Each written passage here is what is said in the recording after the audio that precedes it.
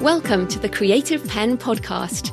I'm Joanne Penn, thriller author and creative entrepreneur, bringing you interviews, inspiration and information on writing, publishing options and marketing ideas for your book. You can find the episode show notes, your free author blueprint and lots more information at thecreativepenn.com, and that's Penn with a double N. And here's the show. Hello creatives, I'm Joanne Penn, and this is episode number 713 of the podcast, and it is Saturday the 9th of September 2023 as I record this in a late heat wave here in the UK, so I'm recording this pretty early because of course in the UK we don't usually have air conditioning, so it gets pretty hot in here. So in today's show, I'm talking with Joanne Phillips about writing and producing audio drama. We go through all the steps and the challenges and also talk about marketing audio-specific products. Now, I love this discussion as audio drama fascinates me. I've written several screenplays and I've thought of adapting those into audio drama, and I would like to write one at some point. It's one of the things on my sort of creative bucket list. And if you are at all interested in doing audio products, whether it's fiction or non-fiction, you will enjoy the discussion coming up in the interview section. So in publishing and book marketing things, well, there has been only one thing dominating the author sphere this week, which is Amazon KDP's new section for AI-generated content, which now appears when you publish a new book or edit an older book. And as I said, I'm recording this at the beginning of September, and even though this only came out yesterday as I record this, they've already changed the text. So I'm going to read what it says now.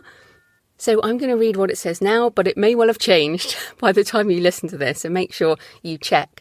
Okay, so when you publish a new book or edit an older book, there's a new section, and it says, Amazon is collecting information about the use of artificial intelligence, AI tools, in creating content. So that's the first thing. It says Amazon is collecting information. So this information will be used by Amazon. So that's something to remember. There is a link around the definition. We define AI-generated content as text, images, or translations created by an artificial intelligence-based tool. You agree to adhere to our KDP content guidelines as part of the terms and conditions of your participation in the KDP self-publication and distribution program. I'll read more of that in a minute, but then there is a question. So the first thing is a question. Did you use AI tools in creating text, images, and or translations in your book? Yes or no? So clear yes or no. If you click yes, there is a further section with separate selections for text, images, translations. And then again, you can choose even further from none. So for example, if you use some for text but not images and translations, you can mix and match basically. So I've seen people sharing screenshots on Facebook and social media going, it's just a yes or no. Well, it's not. It's much more granular than that, which is really good because I actually think this is a very good way to do it. I'll talk more, but just to describe it. So if you click yes, you can choose for each of those things, text, images and translations, none, some sections with minimal or no editing, some sections with extensive editing, entire work with minimal or no editing, entire work with extensive editing. Then there's some boxes you can type in the names of the programs you're using. So I am, as ever, absolutely open and honest about my use. So I went in, and even though I don't have to, I've updated my older books. So With a Demon's Eye, for example, I went in, I selected text and image because it also includes the cover, and I selected some sections with extensive editing. But for the cover of With a Demon's Eye, it was minimal editing because basically the whole picture. So I went in, selected that, saved, and nothing bad happened. It didn't blow up. Who's to say? I mean, it may do, but I don't think it will. I'll carry on. Okay, so these are the content guidelines at the time of recording. Links in the show notes. So We require you to inform us of AI-generated content, text, images, or translations when you publish a new book or make edits to and republish an existing book through KDP. AI-generated images include cover and interior images and artwork. So even if you use one image on your cover and then make a composite cover, you need to click yes. You are not required to disclose AI-assisted content.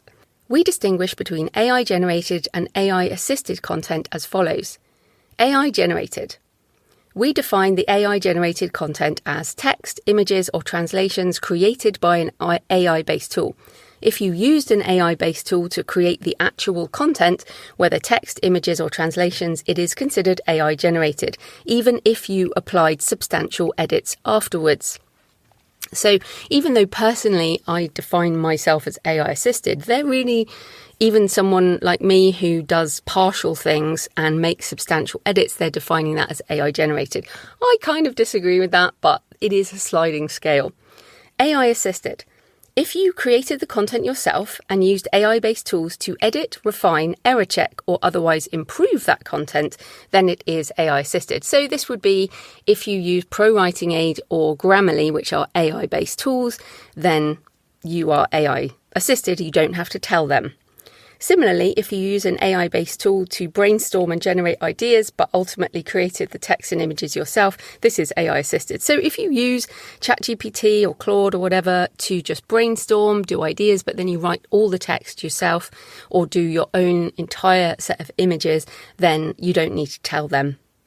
You are responsible for verifying that all AI-generated and or AI-assisted content adheres to content guidelines. For example, to confirm an AI-based tool did not create content based on copyrighted works. You're required to review and edit any AI tool outputs. Okay, so for me, this is, for example, the Midjourney paid professional terms of service includes a commercial license to use those images, and that's fine, basically. But yeah, so essentially, I think this is great. I think this is a really good thing, but the response has been very noisy. There is outrage on both sides of the extremities of the AI debate. Firstly, there's the anti-AI crowd saying, great, now everyone who uses AI tools will have their accounts banned and we can get rid of all this stuff and it will be really good for everyone. And then on the other side, there's the pro-AI camp worried that Amazon is going to ban their account because they're using AI tools. And then there's other people who are like, hey, everyone, this is just a data grab, so don't worry about it. But remember, all this stuff is data going into Amazon's own language models. So I started reading comments and then it just got sort of crazy. So I logged off. Social media, I suggest you do the same. As ever, read the details and make your own opinion. So what am I doing? So as I said, I've always been open about my use of AI tools here on the podcast and the blog and anywhere else I talk about it. I also have a statement of AI usage in the back of all the books where I have used various different types of AI tools. So in the last 18 months, every single thing I've published has a statement of AI usage. I also have a prominent label on the few AI narrated audiobooks I have, although mostly I narrate my own now. So I already tell everyone and have always encouraged transparency. After all, I'm proud of being an AI-assisted artisan author. Go back and listen to that episode. I did a whole episode on what is an AI-assisted artisan author.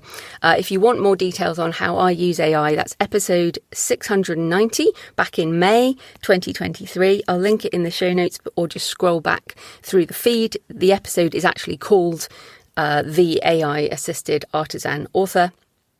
Now, I love using AI tools. It makes my life a lot more fun, a lot easier, and I'm mainly using Claude.ai as well as ChatGPT as a creative co-pilot. I do a lot of brainstorming, a lot of help with just doing things more quickly, also writing ad copy, doing sales descriptions.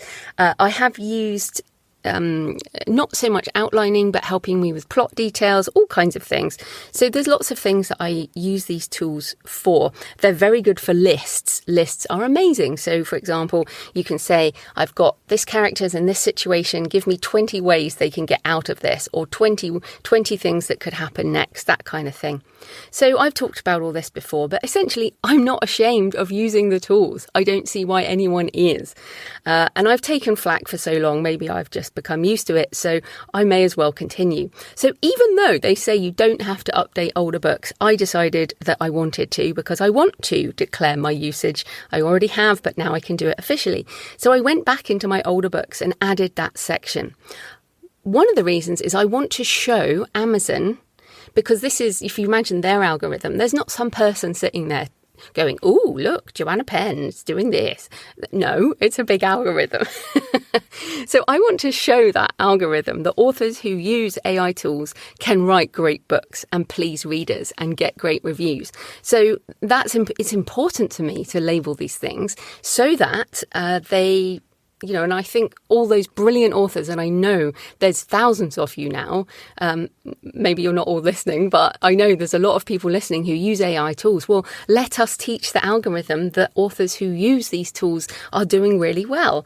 Obviously, there are a group of people who are not doing this in a sort of real author sense, but there are always scammers and spammers and people trying to cheat the system. And this is aimed at them. This is not aimed at us. So what do I expect to happen?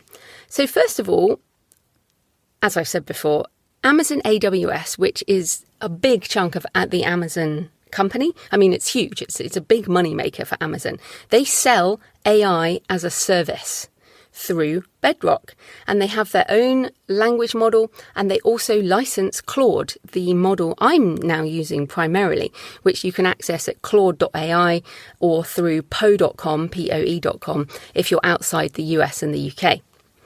So on August the 4th, 2023, Andy Jassy, Amazon's CEO, said, every single one of Amazon's businesses has multiple generative AI initiatives going right now. He said, AI is going to be at the heart of what we do. It's a significant investment and focus for us. So Amazon will not ban accounts for authors using AI tools in general. They're not going to go in and just say, right, anyone who's clicked any of these buttons is now out. I just can't see that happening, especially if the author is pleasing readers. And the placement of the new section, to me, is very telling on the help page. So they've added it to this page, and they could have added it to the bottom as it's new. Generally, if you add a new one, it goes at the bottom or at the top.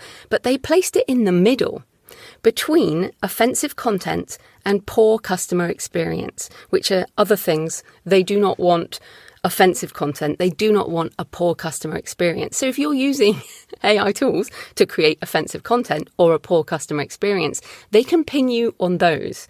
And that's what I think will happen. So if authors do upload, say someone just mass uploads books that are generated with AI and the customer it complains or there's no sales at all, then an author might be banned or the book removed or whatever.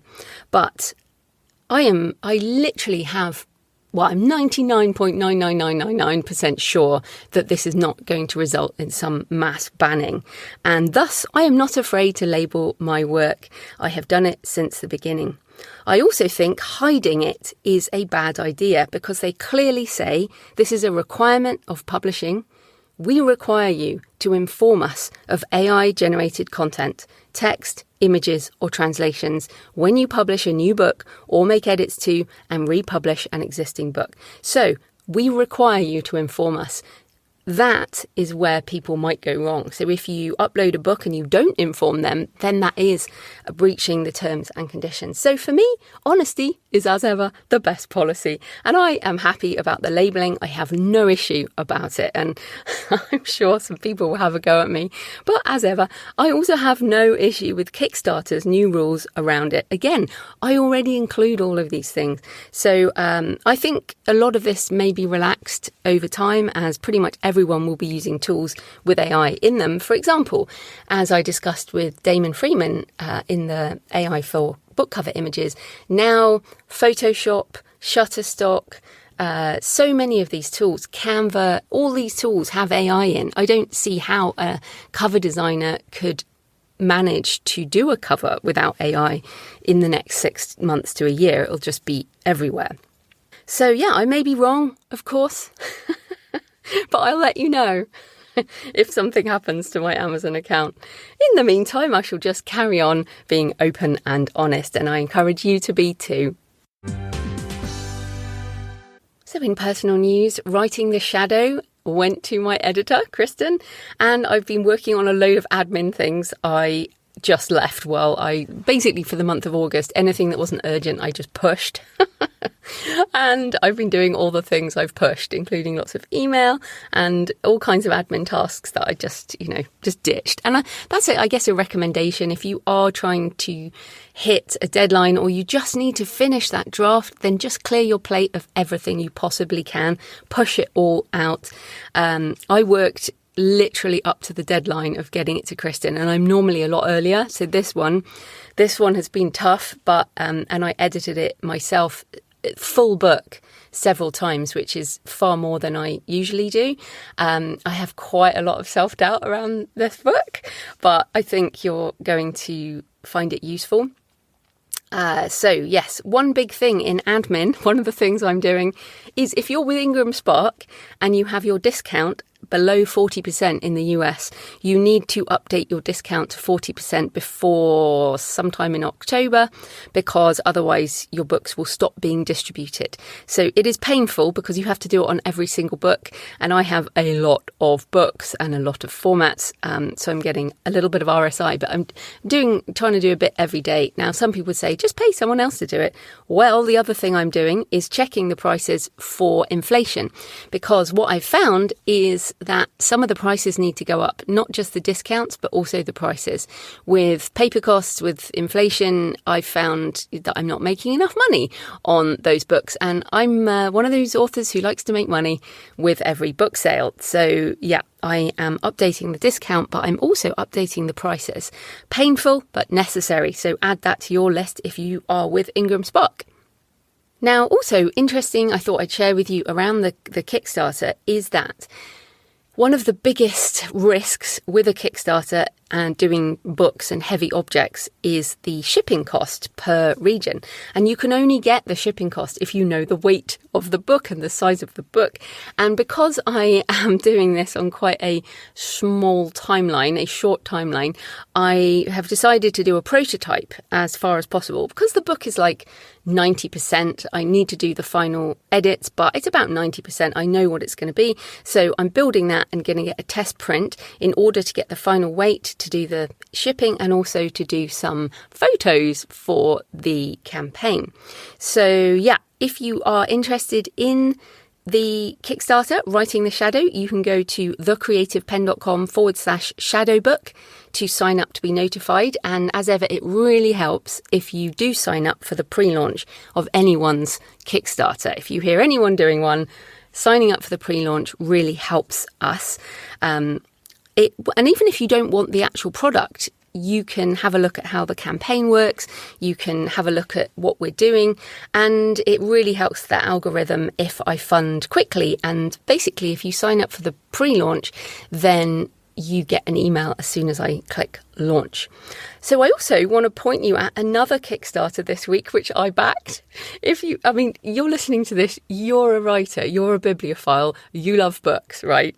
And there was a catnip Kickstarter this week. It's called 1,000 Libraries, the most beautiful book places in the world. And I saw this and I was like, bing, I want that. Absolutely. So it's offering a gorgeous hardback with full colour photos, which is the kind of book I want to be moving towards in the coming years, although that's not appropriate for Writing the Shadow. Writing the Shadow's, like my other self-help books for authors, but it will be a lovely hardback. but it won't have full colour photos of 1,000 libraries. So yes, even if you don't want the book, go and have a look at the campaign. It is amazing. Very, very professional campaign. So this is 1,000 libraries, the most beautiful book places in the world. I'll link to it in the show notes. I have bought it and it's out of Australia, and I think I paid 110 Aussie dollars, which is about, I don't know, £60-ish. So what is that? About 80 US dollars, 85 US dollars. But essentially, and that you might think, oh, well, that's expensive for a book. But I do buy beautiful hardback image books for premium prices. And so this will be one of those. But you can go for, just have a look at the campaign. And I think this is another tip if you want to do campaigns, is to have a look at other people's and get some ideas for how you can make yours even better. The guy, I can't remember his name, but his video is really pro. Mine will not be that pro. Mine will just be me talking. But yeah. Anyway, you can still sign up for mine, thecreativepenn.com/shadowbook. So thanks for your emails and comments. Thanks to Patricia, who sent me a lovely picture of a gravestone from Montparnasse in Paris, France. She said, we'd just been to a resistance museum, went to rest our feet in the cemetery, and we were opposite the grave of a resistant. Very, very cool. And I'm actually speaking in Paris in October on AI at the conference for independent authors, and really looking forward to that. I haven't been to Paris for years, so I'm really looking forward to that. Also, Torna said on YouTube, on Holger's interview about thinking differently, I see mini movies first and then translate them into drawings and then into words for everything except dialogue, which I hear. I really enjoyed this episode, and that sounds very cool. I mean, it's so interesting to hear how people are translating words into images. And even I never ever hear people speaking in that way. My mum does. My mum hears dialogue, and obviously Torna does, and it's actually very common for writers. And I don't think it's a sort of a hearing voices scary thing. It's actually a sort of, dare I say, channeling way. I don't know. I don't do it myself, but very interesting that people do that. Also, Judy left a comment on Holger's episode. One of the best episodes. So much to think about. Wow, that is praise, Holger. I know you're probably listening, but it was great. Really made me think too.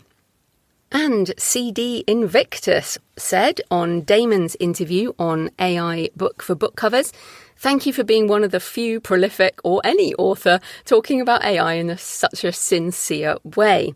As an author and prior illustrator, I am so excited for this paradigm shift. What a world we live in. I just published my 4th book, and it also featured an AI cover. Totally in love with it. Absolutely. I totally agree. It is a very exciting world we live in, and we are amplified by these tools. I certainly feel amplified and excited about the next 15 years because of what we have. So you can leave a comment on the podcast show notes at thecreativepenn.com or on the YouTube channel. You can also message me on X at thecreativepenn, which is once again my main social media platform. Or email me, send me pictures of where you're listening, Joanna at thecreativepenn.com. I love to hear from you. It makes this more of a conversation. So this episode is sponsored by Drafter Digital, and I'll play a message from Kevin Tumlinson in a minute. I use Drafter Digital to distribute my ebooks to libraries, to Nook, and to various other ebook services. You can use it for everything as well. You can also use the payment splitting, which I use for my co-written book, The Relaxed Author, with Mark Leslie Lefebvre. And also they have a wonderful human help desk. So if you need help self-publishing to any store, they're a great choice. So this type of corporate sponsorship pays for the hosting, transcription and editing, but my time in creating the show is sponsored by my patrons, especially the extra in-between episodes like the AI book cover design, and I'm especially grateful to those patrons who've been supporting for years and months. You are amazing. Thanks also to new and returning patrons this week: Anne Seidel, Kristin Oakley, Daniela Schlecker, Barbara Raymond, Nicole Allen, Tyora Moody, Mary Desch and Jerry Byrne. Now, if you support the show on Patreon, you're getting lots of extra things now. I am starting to talk more to my patrons. For example, I told them about the thing that was happening on Amazon early and essentially talked a bit about that. You get behind the scenes stuff. You get the extra monthly Q&A for patrons only, which is essentially another podcast episode. And if you're coming to 20 Books Vegas, we're having a patron meetup.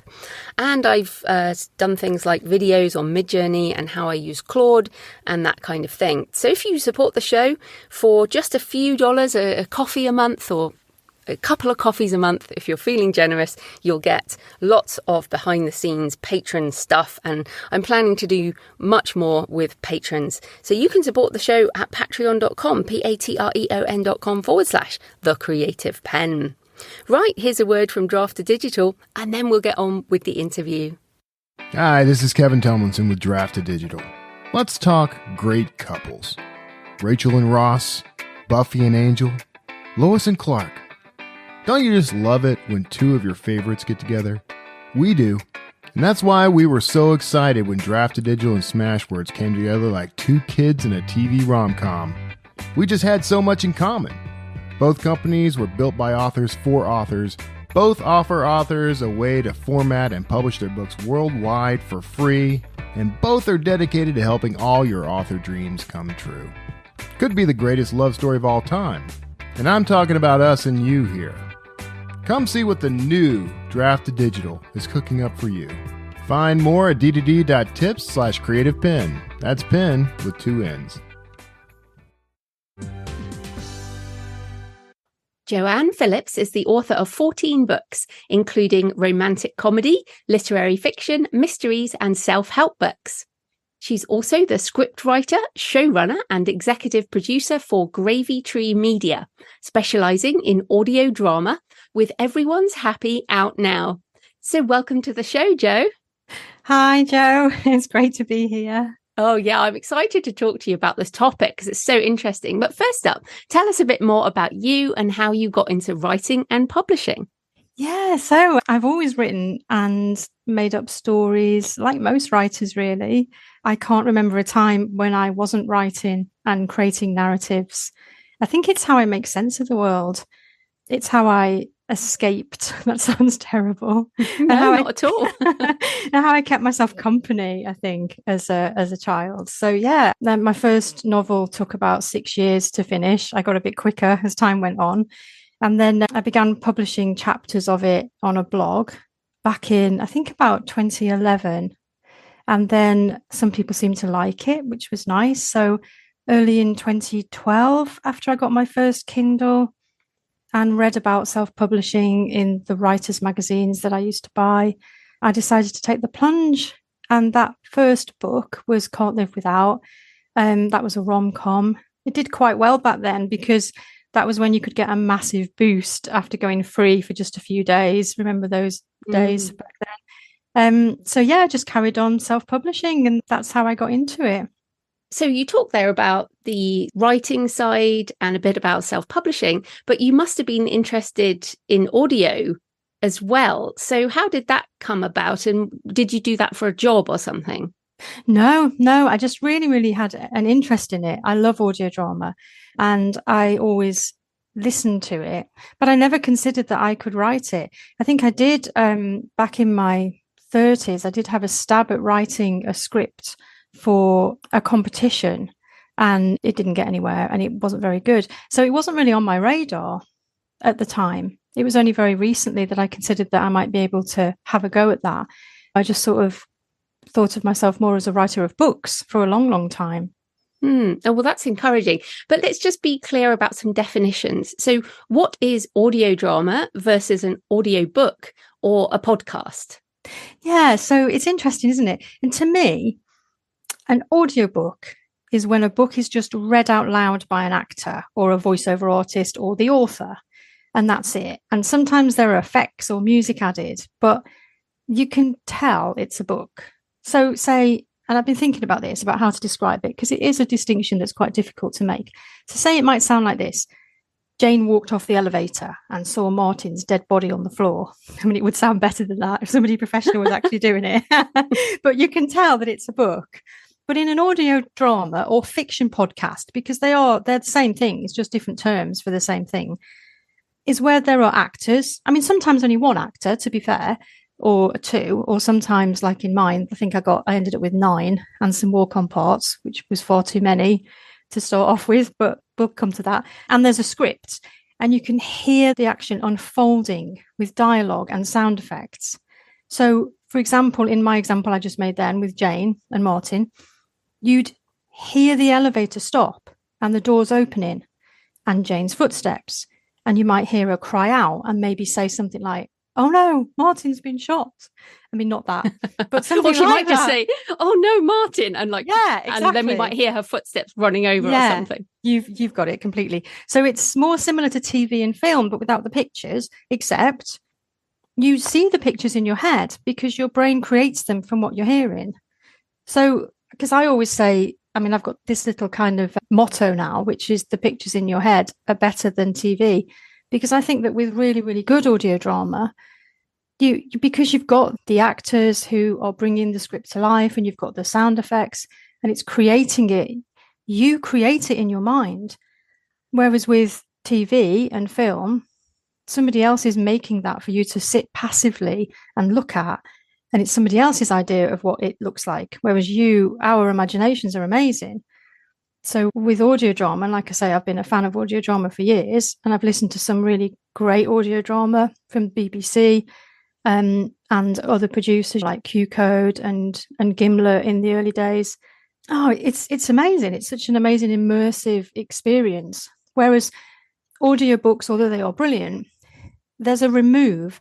So there's the story, and there's somebody reading the story to you. So it's more like being read to. Whereas with audio drama, you're there experiencing it. I think that's the main difference for me. Absolutely. And it's funny, I have listened to some audio dramas and not that many fiction audiobooks. I mainly listen to non-fiction audiobooks, but it's funny with the audio dramas, sometimes they have really famous actors, and it's like I almost don't want them to be famous when I hear their voice, because I associate that voice with what they played on TV. So I almost like it when the actors are more unknown, or they're more of a voice actor than a visual actor. You know what I mean? It kind of puts them in your head otherwise. Yeah. Although I think, I know exactly what you mean. And I think it can really help a production, get some ears on it if you have a famous actor. But it goes different ways. Funny, isn't it? Because you will picture that character in your head, and if you recognize the voice, you immediately picture that person or the last character that you saw them play in a TV program. But if it's an unknown, you won't do that. Yeah, it's really interesting. So then tell us, why did you decide to get into audio drama, and tell us about Everyone's Happy? Yeah, so, Everyone's Happy. It's a dystopian sci-fi, and it is set about 50 years into the future, I would say. And we're controlled by the happiness program, which is a government mandated system where all our negative emotions are eliminated. And the protagonist is a teenager called Parker, and she lives in the dome. She lives in a dome-covered city and is struggling with her emotions, which of course she shouldn't be. She has a set of these old school tapes that her grandma left her, and it sets her off on a journey to discover the truth. So there are themes of climate change, the nanny state, and really whether we should all be medicated into happiness and what the consequences of that would be. So that's Everyone's Happy in a nutshell, really. And the reason I got into it, like I was saying a bit earlier, that I love audio drama, I've been listening to it for over 30 years. I had the idea for Everyone's Happy a while ago. I struggle with mental health myself. I have bipolar disorder. And I was just really fascinated with this idea that we could be medicated into everything being fine, and what that might be like. And, as a writer yourself, how you kind of like to take these ideas to their limits and think where it would go. And at first I thought this would be a YA book, but I don't write YA. I know I write in lots of different genres, but I didn't feel that I could do this. But then how I got into audio drama, it was kind of a longer process. My partner that I'm with, we've been together a couple of years now. Now he works in TV. He's a sound recordist, and it didn't become immediately obvious that he'd be useful. That sounds so mercenary. No, I respect that. Thank you. But we obviously both have an interest in sound and audio. And I began to think, maybe podcasting, something like that could help. At first, I thought he could help me do a podcast, but I didn't immediately think of fiction. And then serendipitously, I saw an advert last year for a course on writing fiction podcasts with Helen Cross, who has written lots for Radio 4. So I took the course. It was brilliant. I can't recommend it enough. She runs them throughout the year. And by the time I started it, though, in September last year, I had already decided that I was going to produce this audio drama myself, because I'm just indie through and through. Mm-hmm. So I just started it. Yeah, just threw myself into it head first. And don't know where I've quite got the energy from, but I just did it, as you do. So did you write it as a book first and then adapt it? Or did you write this as audio? Because, of course, like you said, you have to put in sound effects and you write it in a different format, more like a script, a screenplay, rather than a book format. So how did you go about actually writing it and adapting it? Yeah, so no, I didn't write it as a book first. And I have thought about maybe writing it as a book one day, but it would be a big thing to do. I've never written a sci-fi book, so this just was a script straight off. Kind of will break down the process. And I made lots and lots of mistakes in this process, which was great because that means I've learned from them and other people can too. So first off, you need the script. And like I said, I did this course and Helen was a brilliant teacher. I learned all about... One thing you need to understand, I think, if you're going to jump into writing an audio drama as a writer, is that writing a script for audio is very different than writing for TV or writing a novel. You really have to think about dialogue and about how people speak and making the sound very natural. Because I thought, I'm good at that. And I read my work out loud when I edit, so it's easy. But hearing actors read your lines is completely different. I mean, it's kind of cringy, isn't it? Yeah, well, it is if it's not good dialogue, but it's great if it is good dialogue. And because one thing, I'm going off the topic here now, but one thing I did do, because I directed it too, and I've never directed anything before, obviously. But I found that when we went into the recording studio, because one thing, you really have to make sure that each character has their own voice. And that's not just an accent. You've got to make sure that when you're writing it, they speak in their voice and not yours as the writer. So you've got to think about the language that character uses and not make them all sound the same. So one thing I did that when we started on the recording day was I said to each individual actor, I said, read it. And if you feel that your character wouldn't say it exactly like that, if you feel that they would say it slightly differently, if you want to change a word here and there, as long as it doesn't affect the story, then go with that. Or say to me, I don't think that Ben, say, or Grandma would do it like this. And in fact, the actor who played Grandma, she did come to me and say, in some of the scenes, you've got her saying, my dear. In some of them, you've got her just saying, dear. In some of the scenes, you've got her saying this. And is it okay if I just do it like this? And I was like, yeah, I don't really care. Just do it however you want, as long as it sounds right. And I really liked that. It felt like a collaboration. And so there were other times too when I felt that the actors really felt quite free to interpret it how they wanted to. And the good thing is that made it sound realistic. They didn't have to be glued to what was written on the page. They could just say it. Yeah, that's super useful. So how did you find actors? Yeah, well, that's the next thing, really. After you've done the script, you need to cast your actors. So I found mine on Backstage. I did a casting call. So I researched how to do a casting call just by looking at loads and loads of other ones. And I also found some from a local acting school because I thought it would be nice to have a mix of professional actors and amateur actors. The lead actor that I have, who plays Parker, I didn't open cast her. I just hunted her down. That sounds awful. No, I chose her. I listened to loads and loads of people on websites that had different voice actors, and then approached her and asked her if she'd do it, because I needed somebody who I felt was really, really right for that role. But everyone else auditioned for the roles via casting calls. And I think here's some other good advice. I think the mix of voices is so important. I needed Parker's family to sound like they fitted together. But when you have people of a similar age as well, the listener has to be able to distinguish them from each other by ear.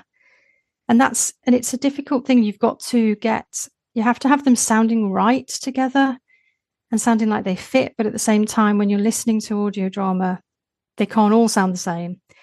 And I think, and all of my characters are from the north of England. Well, most of the characters are in the north of England, but I also needed them to sound different. So that was a tricky one. And I also wanted to be really inclusive and diverse. I made a point of this in the casting call, but it's also hard to show this in audio drama because it's not a visual thing. Yeah. And also age is really interesting because I didn't really understand how much age is in a voice, but even someone in their early 20s versus early 30s can sound different, let alone someone in their early 20s versus in their 70s, for example. So there's so many variables with voices. I did want to ask on this in terms of paying actors, because I mean, you mentioned there was a lead character, so that character would get the most audio time, but some people might only play a bit part. So what can people expect in terms of paying? I mean, you don't have to tell us exactly if you don't want to, but is it by the minute, or how are actors paid for this work? Yeah, so we paid everybody, and I was very, very upfront about the fact that we're a small indie startup. Yeah, the lead character did get paid the most because she did the most work. I negotiated that with her up front. And then everyone else had a flat fee, which was based upon how much time they basically had. I kind of worked it out like how much time they would have to do in terms of work. So how much recording time. But it wasn't that, it wasn't kind of wildly different. So say there was like the lead character and then say maybe 5 secondary characters and then some smaller characters. So everybody, I mean, there weren't huge sums, but it was because I was open about it to start off with. The people who put themselves forward, I assumed that they were happy with those fees. And then the other thing that I offered, which I think if you're going to go into this as a small production company who can't offer big fees to actors, what I added on was the IMDb listing.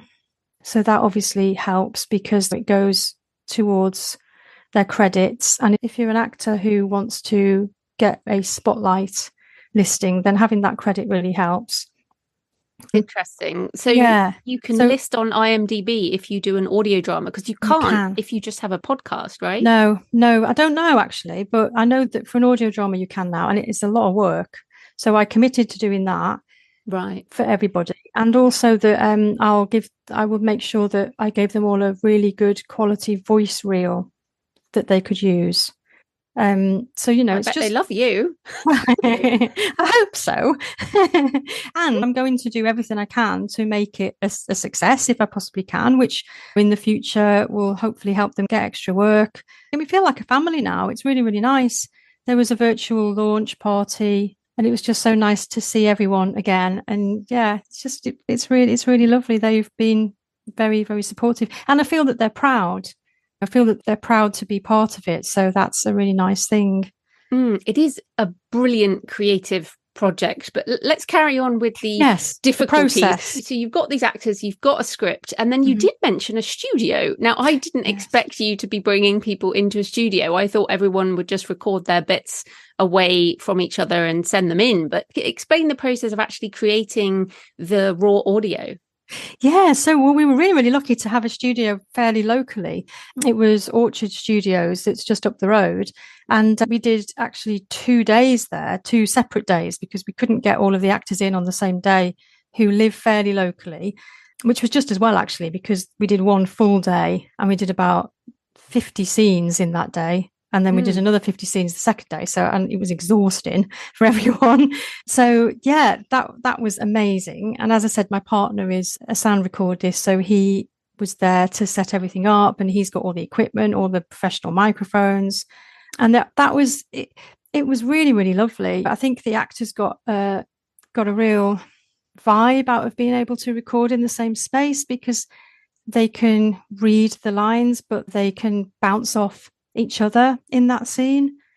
Although from an editing point of view, I have to say, and me and Mick, that's my partner, we discussed this at length beforehand. He had this imaginary thing where we would have everyone in a separate room and record them. And I was like, well, that's never going to happen, is it? Because we don't have that kind of studio setup. The recordings that we did remotely on Riverside have been easier for me to edit the dialogue. Whereas the recordings that we did everyone in the same room have been harder to record the dialogue, because you do get microphone bleed. Yeah. And what we had to do is we had to get everyone to leave a bit of a gap in between them speaking, because obviously, so they can react, but in a sense they can't, because if they ran over each other's words, I can't get my scissors in there to cut. Yeah, which is why recording it remotely, as you say, is much easier. So exactly. there are pros and cons with every creative decision, which I think is really useful. Okay, so we've got some raw audio, and as again you mentioned, your partner is very good at sound, so let's assume it's quite good quality audio. It is, yeah. What happens next? Because this is the bit that I think is kind of crazy, is the editing for this. Yeah, I had a massive learning curve and mental breakdown. No, mainly just the learning curve. So I then edited the dialogue basically in Audacity, which is free. I had to learn how to do that. And yeah, I mean, we had, oh my goodness. So picture this in your head. There are some of the scenes I've got recordings that happened on one day mixed in with recordings that happened on another day, because some of the actors couldn't be there on the same day. Then I've also got recordings that were done remotely, because the main character Parker, there's kind of like a voiceover, because there's thoughts in her head that we recorded separately. Yeah, exactly. Then there's also a couple of walk-on roles that I had dialed in from other people. So there's a lot of different things to kind of pull together. So what I did was I sat down and I have all these things. And of course there's pickups, because there would be things that didn't go right on that first read through that I'd have to get them to do again. So I pull all this into Audacity, and then I have my script on a different screen, and then just start to listen to it, and then cut it and work through the script, bring it all together. And what I found fascinating though, Jo, was that as a writer, I actually did a little bit of editing of the dialogue and the script, in that sense of I moved stuff around and cut bits out. You know, even at that stage, I thought it would all be done by then. I was relieved. I thought, right, the script is finished. I can't do a thing to it now. It's done. It's recorded. It's finished. No more messing about with this flipping script. But in fact, even at that point, I was thinking, oh, now I wonder, if she doesn't say that then, but says that a bit further on, or, oh, no, I don't think that doesn't work there. That's a bit long, that scene there. I'm going to cut that. So I was still editing this even at this point. So I think, even though a lot of people might say, well, the writer's job is done here, send this dialogue off to be edited by someone else, I think it's quite good for the writer to learn how to do this part, because I did a lot there at that stage.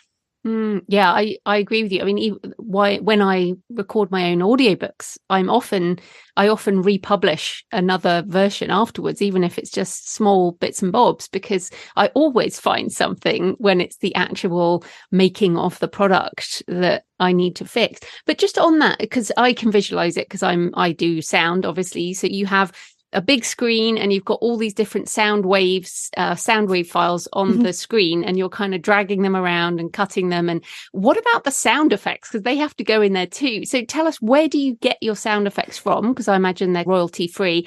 And then how are you bringing those in as well? Well, I don't do that part. So I originally thought that I was going to do that, but then I realized that I thought if I did that, it just wouldn't really sound as good, because I think eventually maybe I would like to be able to learn that.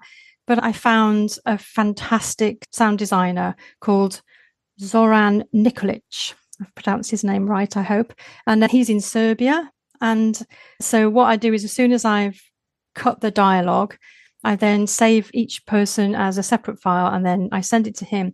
What I do is a really, really detailed production script at that point, where I go through it, and at each place where it needs sound, I will say, I want this here, these people walking, this bit, and I'll make really, really detailed notes about how I want it to sound, and then I send it to him, and then he will put sound effects in each scene, send it back, and then I might say, I want that a little bit later, or that's not quite right. Can you do a little bit more like this? And then he'll send it back. And then so we work together on that until it's done. So thankfully. And where did you find him? On Fiverr. Oh, on Fiverr. Fantastic. I know. So lucky. Yeah. I mean, and so you searched for sound designer. Oh, it was hard, Jo. Oh my goodness, there's not many on there.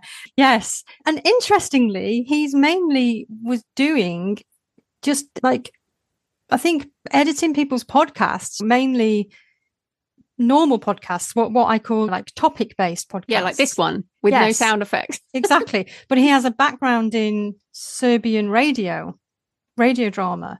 So by going through, I would say, maybe 30 different profiles, I eventually found him by looking at all the other stuff that he has done in the past.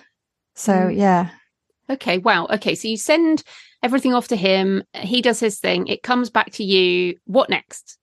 Then I record the little bit that goes at the beginning, although the intro comes after the first scene, because I really, really want to mimic TV series. I want to mimic the Netflix series feel, where you have a little intro scene, then the opening credits come in, then it carries on to the rest. So I send him the opening credits, the finishing credits, he packages it all up, puts the transitions in. Now, I was absolutely fascinated by what a difference that makes. So the transitions are the little bits in between the scenes. It could just be a bit of music. It could just be like I don't know, just the sound, just a sound, just like the sound of air. I don't know, just something. He does this magic with it that makes it sound amazing, and then sends it back. And then, of course, then it's the uploading it. I'm using Acast. I ended up using Acast, mainly because it's free and I really, really need to keep my costs down. And that's it. I think it's kind of.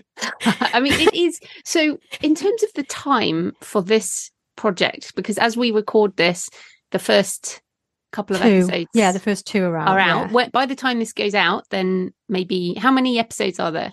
8. So I think by the time this goes out, there will be 4. I think we'll be halfway through. Right. So that's Everyone's Happy, which you should be able to find on any podcast it's available app. everywhere you get your podcasts. Yeah, wherever you're listening to this. But how much time then did this project take you? All my time. Yeah, but was it like 3 years? Was it 6 months? Right, no. It's been a year. I would say probably maybe six months of early developing, where you're kind of thinking about it, making little notes while you're doing everything else, and then pretty much full on. Because in my day job that earns me money, I do indexing. I work as a back of the book indexer, freelance, but the rest of my time, which is pretty much all of my time for the last year, has been focused on this. Right. Yeah. And you mentioned you had to keep your costs down. So this is another question, because I mean, I love this as a creative project. It's something that I've tiptoed towards several times and backed away from. I have adapted a number of my books into screenplays, but when you learn about, I mean, in terms of budgets, doing an audio drama is much more expensive than doing an indie audiobook, but it is equally not as expensive as trying to do a TV show or a film. So in a way, it's much more accessible. And also, like you said, with sound effects, you can achieve with sound effects very cheaply what takes a lot more to develop on visually. So I think it's really interesting. But you've mentioned the time. Can you give us any indication of cost, or is it that you bootstrapped and it was mainly the time cost involved? Yeah, no, I mean, I can give you an indication of costs, because I did a Kickstarter, and I think I set the goal for the Kickstarter at about £1,600. Now, the reason for that target was because I thought that's what I could achieve. Because obviously on Kickstarter, it's an all or nothing deal, isn't it, on Kickstarter? Yeah. And I barely made it, to be honest, because I haven't really got that much reach, and my friends and family really, really helped. But I would probably say it's cost 3 times that. And that's included, obviously, actors' fees, sound design costs, all the other, that's probably included paying for the website, all the other little extra things. Bits and bobs. Yeah. Bits so and let's bobs. say between 8,000. Doesn't include my time. Yeah, 8,000 to 10,000 US dollars. Yeah, I would say without that. including your time Without or including your my partner's time. Oh yeah, flipping heck, if you added in mixed cost, because of how much he charges. Yeah, he gave his time for free. But you don't need that. I mean, you don't need to have a professional TV sound recordist there at the studio. You could have done it all on Riverside or something else. Well, let's talk about that, because the big question that I think comes up for people now is, maybe we could use some human actors and also some AI voices or AI effects. And obviously I narrate my books, you're supporting actors. We want there to be a vibrant community of human actors, but also let's talk about AI. What are your thoughts on this in terms of using AI tools and voices for the production process, or at least part of the production process? Well, I did use some AI. I mean, there's some in-show artwork that I'll be using for promotion, some posters that are seen inside the dome. So I thought it would be cool to have those posters made real. And I used DALL-E to design the original face for that. So I've made the posters on that. The voice actually that announces the episodes at the beginning is AI generated from play.ht, I think it is. And there's another AI voiced character in a later episode. I think it's a guard. I think that comes in maybe episode 6. And I just couldn't find anybody to do the walk-on part. It's only like 2 lines. And the poor actors, I'd already got them to voice so many extra walk-on parts, because that's the other thing. Another little bit of advice: don't write too many extra walk-on parts, because they're the ones that you'll find yourself not being able to get anyone to voice. So when I went into Descript and I just used their text to voice, to just get that voiced, and it's fine. I think it works okay. I've used ChatGPT to help with descriptions and marketing ideas. I'm hoping to delve a bit deeper into how AI can help with the production process when I've got a bit more time, because I'm really, really frazzled and tired, and doing this alone is exhausting, So obviously I want, as I've demonstrated, I think I've given jobs to 9 actors, and I think I had 3 extras as well. And your sound guy. Yes. Sound and designer. Myself. Yes, of course. And obviously I'm going to carry on doing that. I have lots of other ones in development. But I do also think that there's a place for AI tools to help where they're appropriate. Yeah. And also I feel that it will, if you bring down the cost of production in general, then there will be more content, and that should also bring more work to humans who are doing acting jobs. And it's unlikely people are going to do like 100% AI production, but it may be, as you said, there might be some main characters that are human and then other voices that are AI or effects. So that's how we want people to think about it. Also, there's some great tools, some mastering tools. I don't know, I mean, you've got your partner who does the sound and that designer, but like I've used Hindenburg for my audiobooks, which is fantastic mastering, and I use Orphonic for my podcast audio mastering. So these are both AI mastering tools, and I did used to pay a human to master my audio, and now it's just a kind of a one click. And for people listening, I'll put links to all of these tools in the show notes, because I think people will find that interesting. So I want to come back on a couple of things. First of all, so you're using Acast. It's out there now. It is a podcast. It is free. People can go listen to that. So what the hell is the business model? Oh my goodness, people have been asking me this all year now. What is the business model? Well, there isn't any direct money making off it, obviously.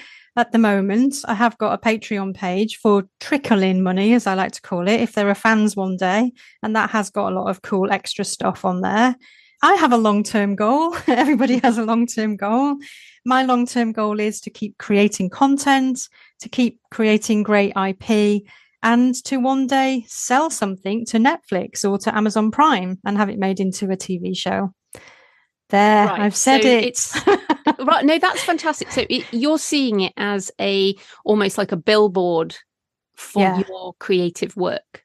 Yeah, I think so. Yeah. And meanwhile, just focus on making great audio dramas that people love listening to, because the thing is, I love doing this. I really, really have enjoyed it. I mean, it's funny, really, isn't it? Because it's been stressful and it's been on the edge of your seat, terrifying sometimes. There was one moment when I sent the script to the actors and I was nearly sick.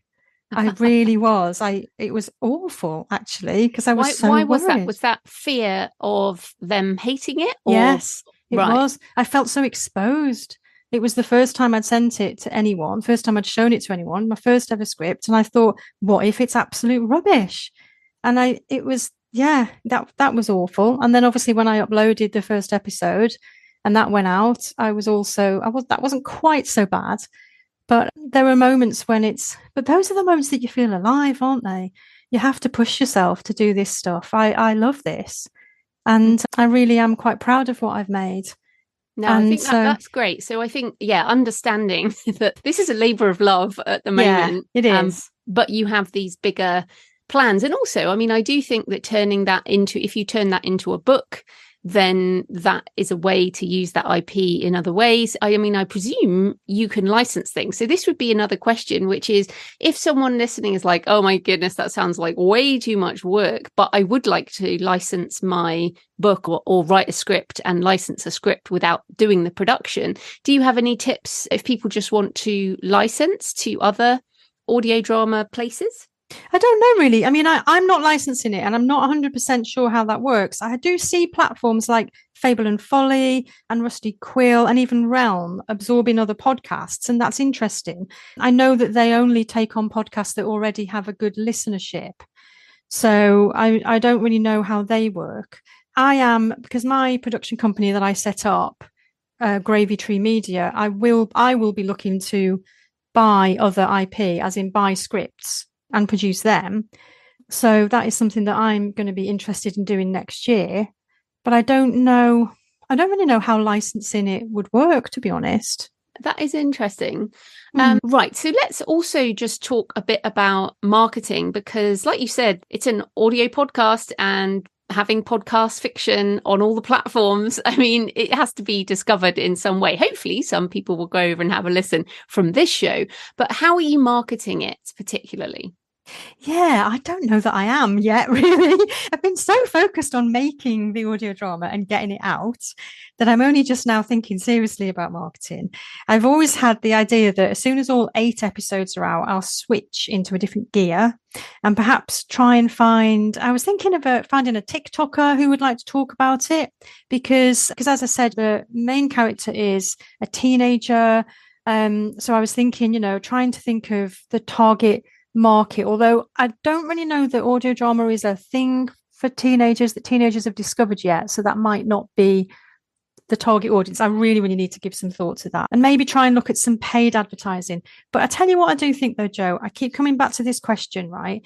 I am an avid audio drama listener. So how do I find new ones to listen to?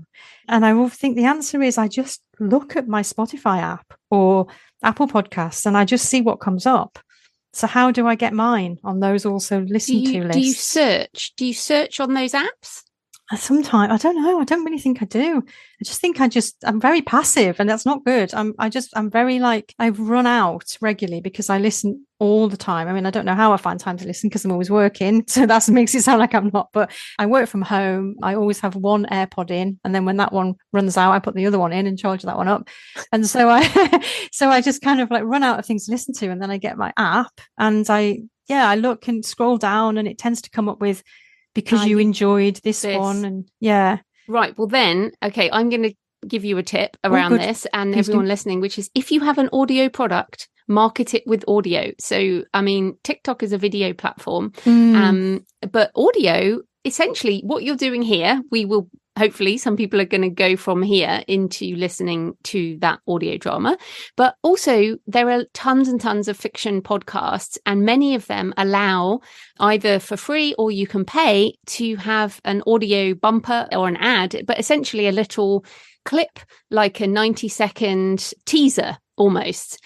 And so by having, if you have fiction audio, then be on fiction audio shows, essentially. Of course, that makes perfect sense. Yeah, the other thing you could do, for example, is write a spin-off short story and get that in audio, because there's tons and tons of fiction audio podcasts that have short stories, and then use your main character or one of the spin-off characters, and then at the end be like, your call to action is you can listen to the whole story here.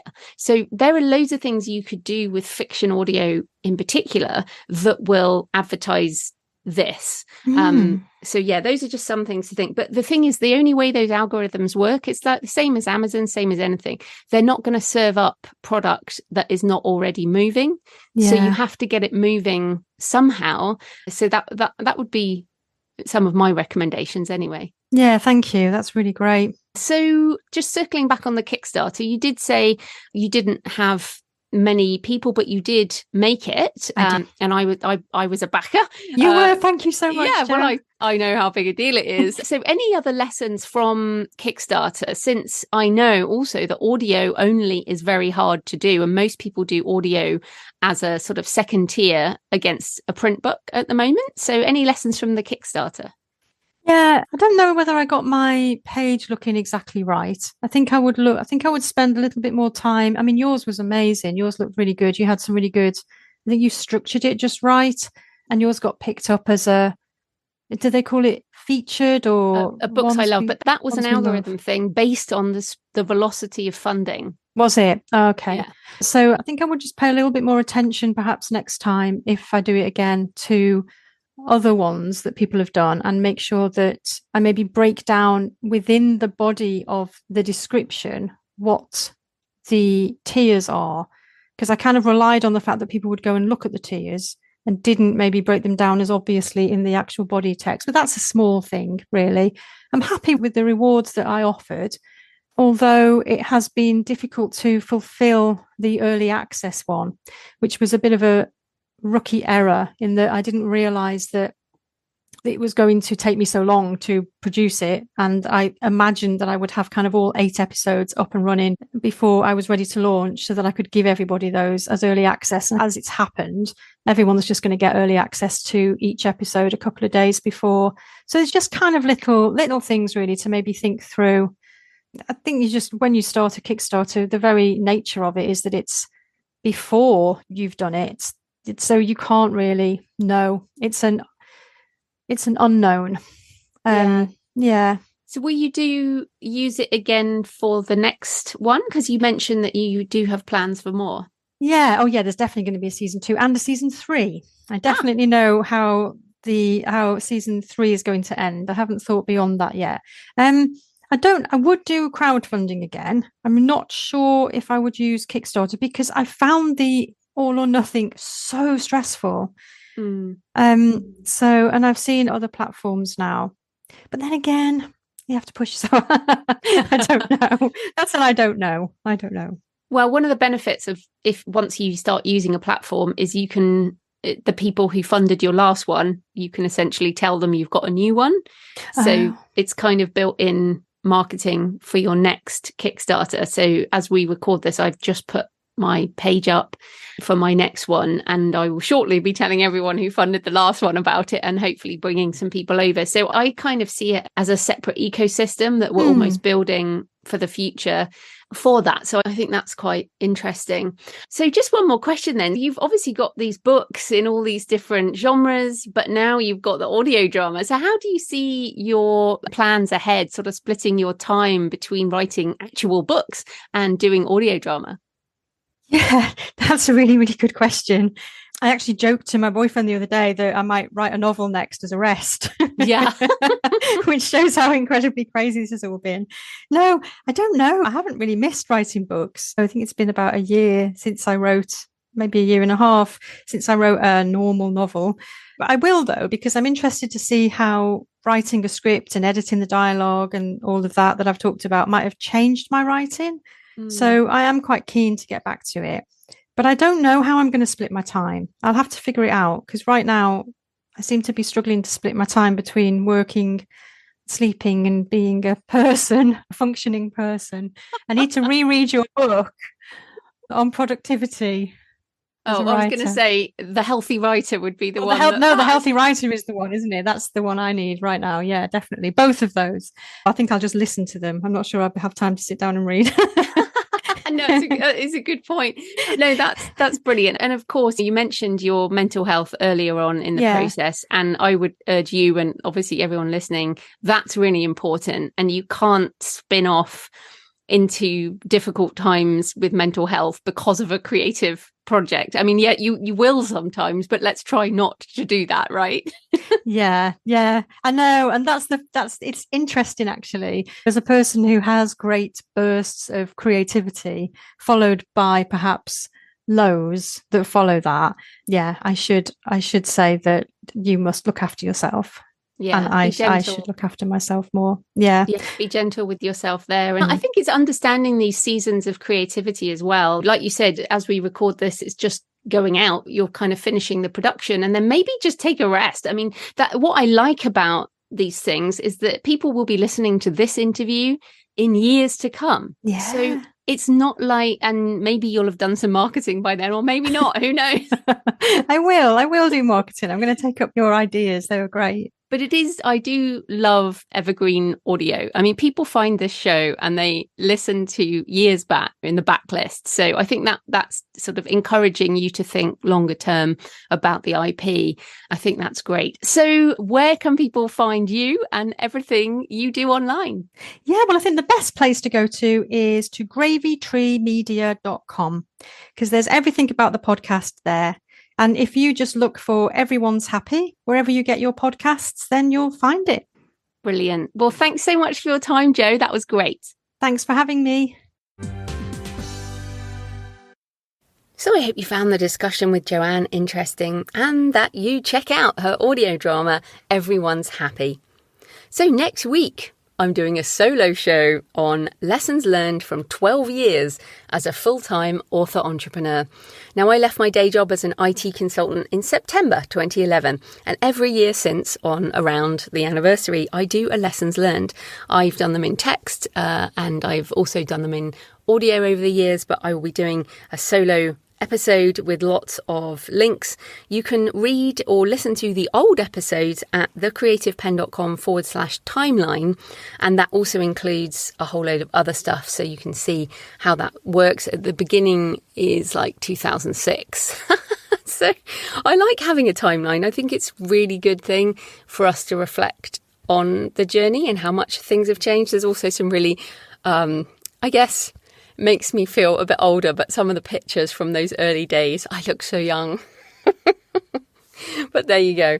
Yep, so that's coming up next week. In the meantime, happy writing, and I'll see you next time. Thanks for listening today. I hope you found it helpful. You might also like the backlist episodes and show notes, available at thecreativepenn.com/podcast. You can also get your free author blueprint at thecreativepenn.com/blueprint. If you'd like to connect, you can tweet me at The Creative Penn or find me on Facebook at The Creative Penn. See you next time.